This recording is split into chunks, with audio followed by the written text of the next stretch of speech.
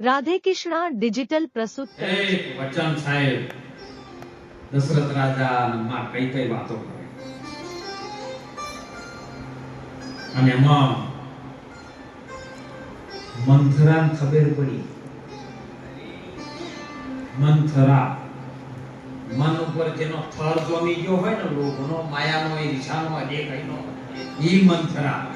એવું નહીં કે અયોધ્યામાંથી અત્યારે ઘેર ઘેર જ નહીં. તમારું હારું થાપું હોય તો આઈ મોરો મેલી હળકઈ જતી રહી.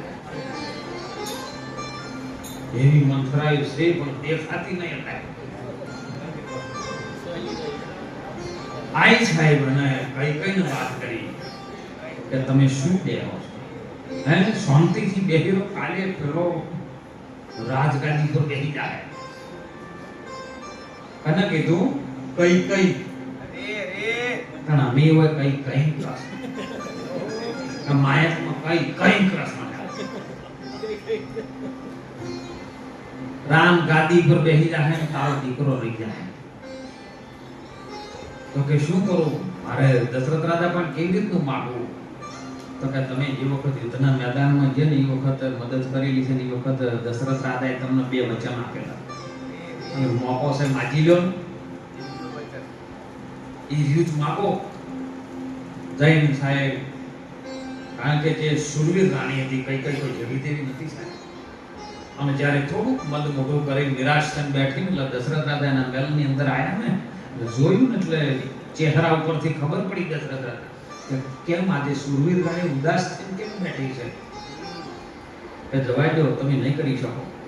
અરે બોલ ને, તારા માટે હું પ્રાણ કાઢીને આપી બોલ.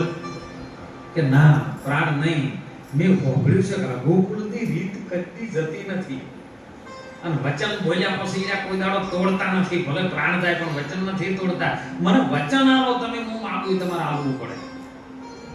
કારણ દશરથ રાજાએ કીધું રઘુકુળ રીત સદા ચલી આવી, પ્રાણ જાય પણ વચન ના જાય.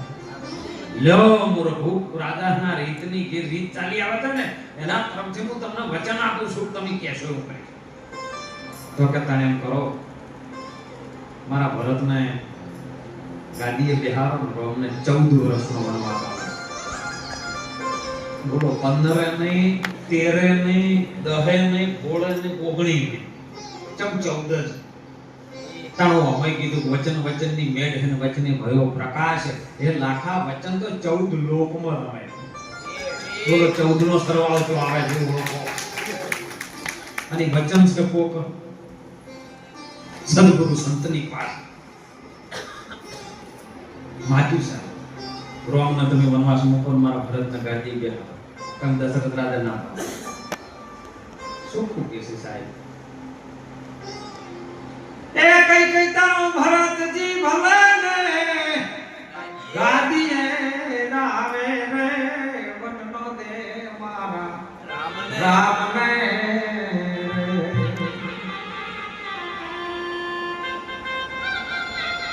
અરે તું કહે તો એ ધ્યાન બીજું આકાશથી ઉતારી દઉં અને કહે તો પ્રાણ ત્યાગું રે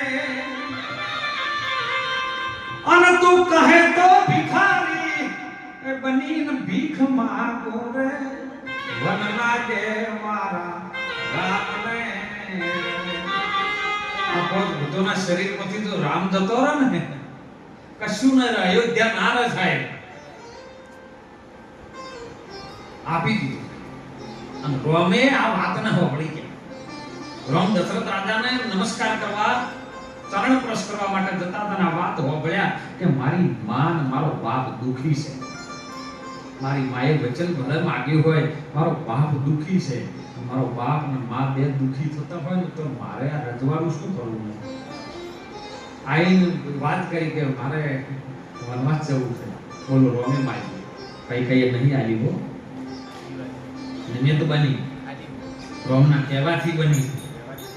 પણ મા બાપને દુખી થતા હોય દીકરો પછી સારા બૂટ પહેરીને ફેશન વાળા શર્ટમાં પહેરી જતો હોય અને ઘેર માં રાડી પાડતી હોય તો બોલો આ વચન ચો થાય.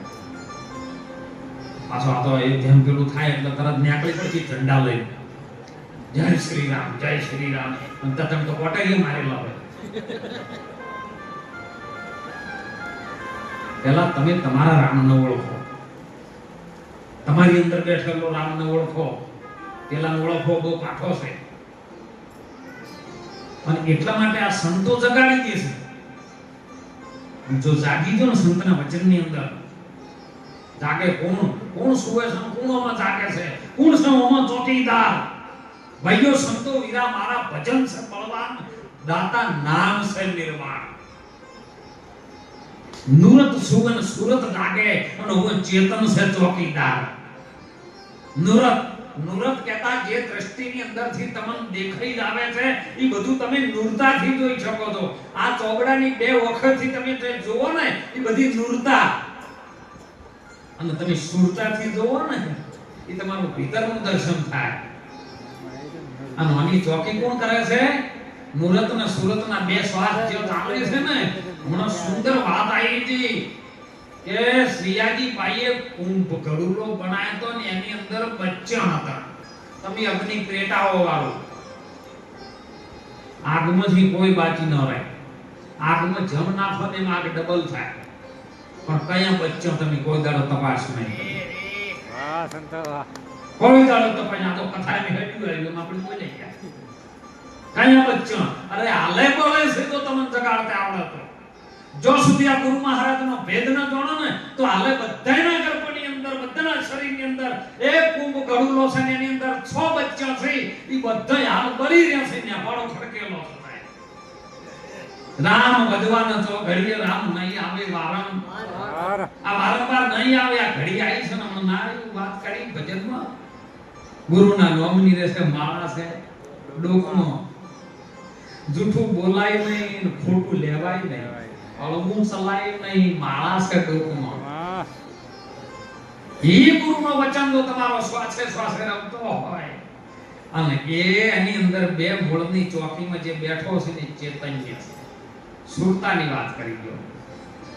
વાહ, ભજનમાં વાણીમાં નરેશભાઈ સુંદર વાત કરી છે શૈલેષભાઈ કે ડાબી છે ઈંગળા, જમણી છે પિંગળા, અને સૂક્ષ્મના ઘેર જ્યોતિ. ઈંગળા અને પિંગળા બે નારીઓનો સમાવેશ જે ઘરમાં થઈ જાય ને એ જ્યોત પ્રગટ થાય છે. એ તમારી ત્રિવેણીની જે જ્યોત સુરતા છે ને એ કણ પ્રગટ થાય છે. અને એ કણ હરખે હું હાર પરોવતી નથી પરોવતી. સુરતાના ધાગામાં વચન રૂપી મોતી પરોવાઈ જાય તો હાર થઈ જાય, અને હાર થઈ જાય ને ઈ જીતે સાહેબ. જે હારી જાય એ જીત્યા છે, અહમ ભાવ કર્યો તો જીત્યા જ નથી. અરે એક ચૂંટણી આવે ને રાજકારણીના નેતાઓ ને સરપંચનો હાથ જોડે, બાપા બાપા ચમ યાર આખા ગામ પછી કેમ છે વોટ આલે બીજા જીતે. કેમ કે પહેલા તો હાથ જોડતા હોય ને ઈ દાડા તો મારા બેટા સરપંચનો તો પેરેન્ટ્સ તો તમારા છોકરા તો કદાચ વચ્ચે સંડાસ થઈ ગયો તો સંડાસ વાળો પાડી તો વાય માટે એવા મારા બેટા. પછી જો કદાચ ભૂલે ચૂકે જીતી ગયા ને પછી વચમાં બેઠું તો ધોકો પડે. એટલે ભરોસો કરજો તો કોક સંતોનો કરજો. તમે જેનો દીવો ધૂપ અગરબત્તી કરતા હો ને એનો કરજો. સંતના વચનનો વિશ્વાસ કરજો. આના બૌદ્ધનો વિશ્વાસ જો ના થાય તો તમે તમારા ઉપર પહેલો વિશ્વાસ કરજો. કારણ કે જો તમારા ઉપર વિશ્વાસ નહીં હોય તો બીજે ચોઈ નહીં હોય. મંદિરે તમે પગે લાગો એટલે નહીં, માથું નમાતા આપને માં પાછો કોઈ દેલો પાછો હોય હૃદયમાં બેઠો છે. એના જો સર ઉપર જો કદાચ ગગન મંડળના શૂન્ય શિખર ઉપર લાગ્યો ને તો તમારો તાર લાગી જાય સાહેબ, તુર્યાતીતનો તાર. અને તેઓ પણ તમારા આત્માની જ્યોતના દર્શન થાય.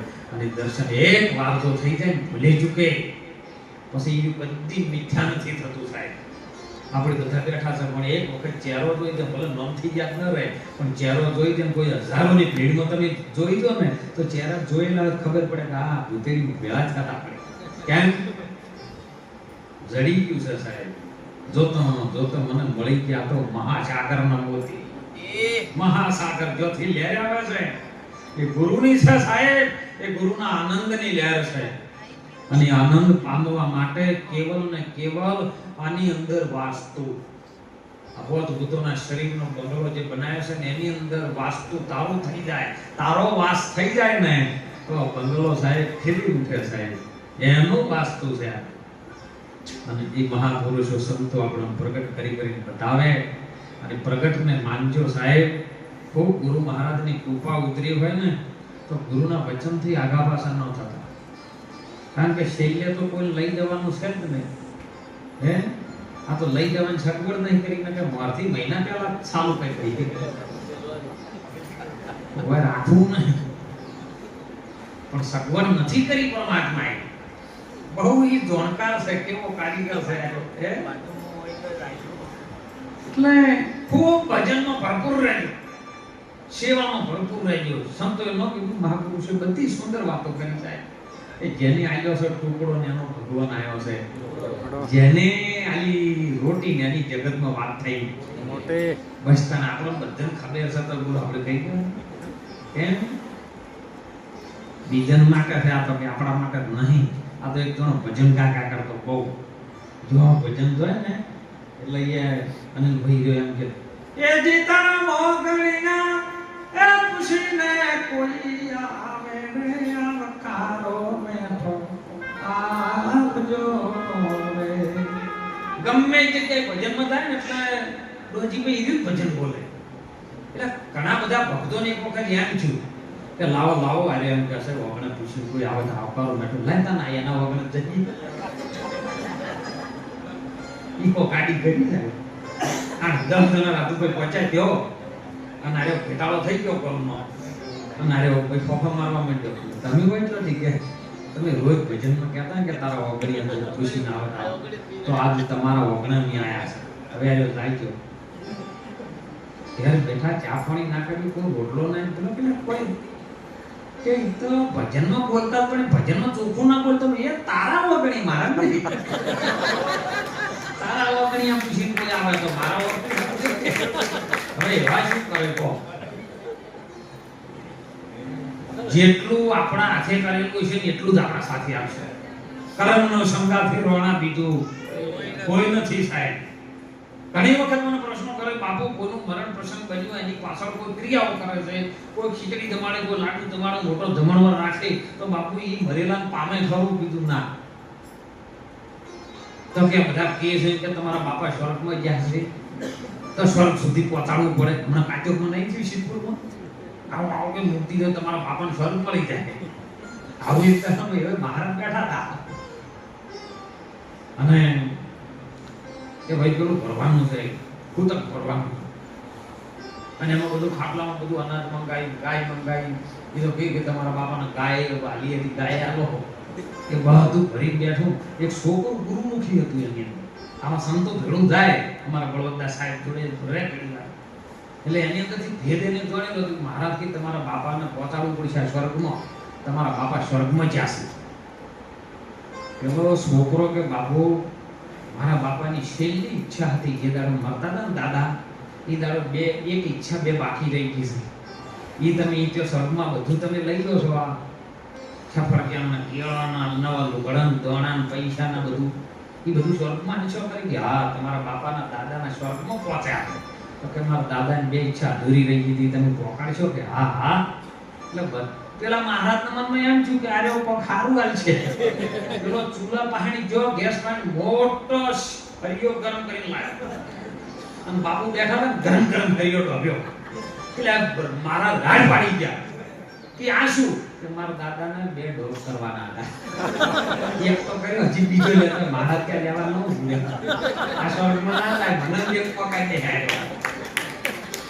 સ્વર્ગ ને નરક દુનિયાની અંદર જોઈ નહીં જાય અને જે જ્યાં ને કહેવા માટે પાછા નથી આયા કે કોઈ મજા છે આવતા રહો. કોઈ આયા તમે અવતાર મળ્યા પછી કદાચ મા બાપની સેવા ન કરો, સાધુ સંતોની સેવા ન કરો, સારા ધર્મના માર્ગે ન રહો અને જો કદાચ તમારી ઈચ્છા અધૂરી રહી જાય, માણસનું જીવન ના બન્યું હોય તો સમજો તમે નરકના અધિકારી. નરક કેવું? તમારી ઈચ્છામાં તમે હોય વાળા છતાં જો કદાચ ન ભોગવી શકો તો સમજો નરકમાં જીવી રહ્યા છો. પણ કશું ન હોય ને તોય આનંદમાં રહે ને સ્વર્ગમાં જ છે. બીજું જોઈ આકાશ છોડી બહાર સ્વર્ગ છે જ નહીં. આ તો બધી ઘટિત ઘટનાઓ ખાલી થી તમે એમાંથી છૂટવાના. એટલે જેમ જેમ છૂટવાનો જીવ ઉધમ કરાવે એમ એમ બમણો બંધાય. આંખ બળેથી છૂટે નહીં. એને કોક છોડાવે આવો સતગુરુ રાય. કોક સદગુરુ પાસે મળી જાય, સદગુરુ તમને ભેટી જાય તો કદાચ તમારા બંધનના ચક્કરમાંથી આ જે જૂઠી વાતો મોની બેઠો છે એમાંથી છોડાઈ મેલે તો છૂટી ગયા પછી જીવનો શિવ બની જાય આવા સંતોના સંગમાં. દાનવ નથી માનવ બની જાય આવા સંતોના સંગમાં. એટલે બહુ ખૂબ ભજન કરજો સાહેબ. સત્સંગ તો કદાચ મહાપુરુષો કહે છે, સંતો કહે છે કે આધી મે આધી ગળી આધી મે પુનિયાલ તુલસી સંગત કોઈ સંતની મુકાટે કોટી. કોક સદગુરુ સંતના ચરણે જતા રહો. તમારો જન્મનો કદાચ અપરાધ થયો હોય ને તો ગુરુના ચરણે જઈને આધીન થઈ જાઓ ને તો સાહેબ જન્મનો મેલ ચડ્યો હોય ને તોય હું તો કહું તમે આ કપડા પહેરો બધાય અને કદાચ અઠવાડિયું સુધી મગફળી ને બધું ઉપાડ્યું હોય તો માટી માટી થયો જ ન થાય. પણ પછી ધોવા માટે અઠવાડિયું માટે ધોવું પડે. બાથરૂમમાં તો અઠવાડિયું ધોવું પડે ને અઠવાડિયાના મેલા હોય પણ એ તો મેલને ખાબુ લગાયા નહીં, મેલ જો નહીં. सदगुरु की एक फूंक मन का मेल जलावे, परी पुरानी घास एक पल में जल जावे.